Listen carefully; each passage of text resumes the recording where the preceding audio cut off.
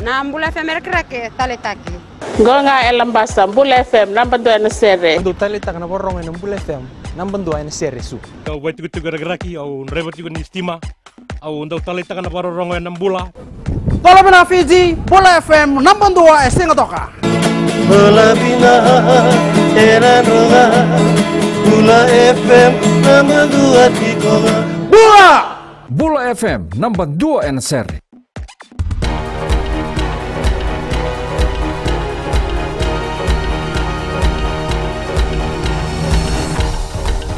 Ni sambula sai koyongona Vakaleleka ni nonda itukutuku.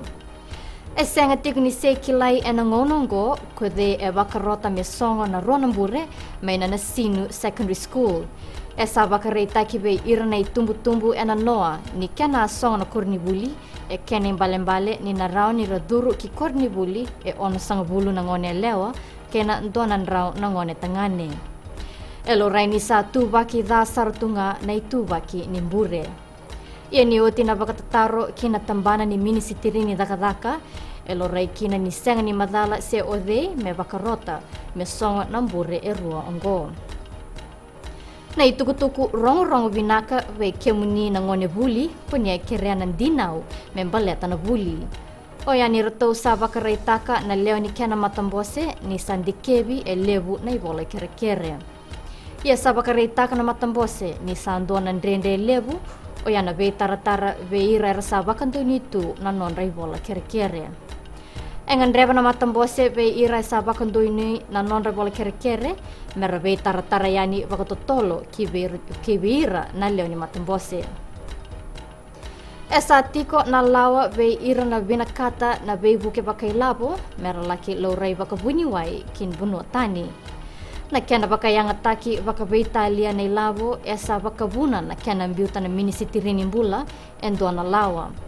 Na lawa ongo embale ira na tobi mate ke ira nandui wekandra. Kine gito, esa laku pinaka saratiko na norato tiko mai Amerika na norato leo ni mate timini rakabi leo ya vitu.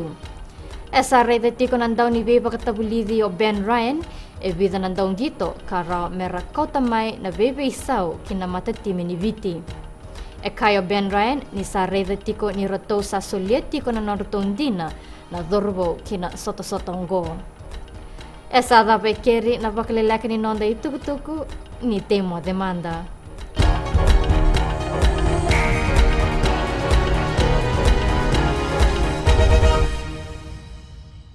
Taleta na Radio Fiji One na mwira ni nonda bonua. Ando taleta kana borong na Radio Fiji One singa toka boleta ni station ni alumatu.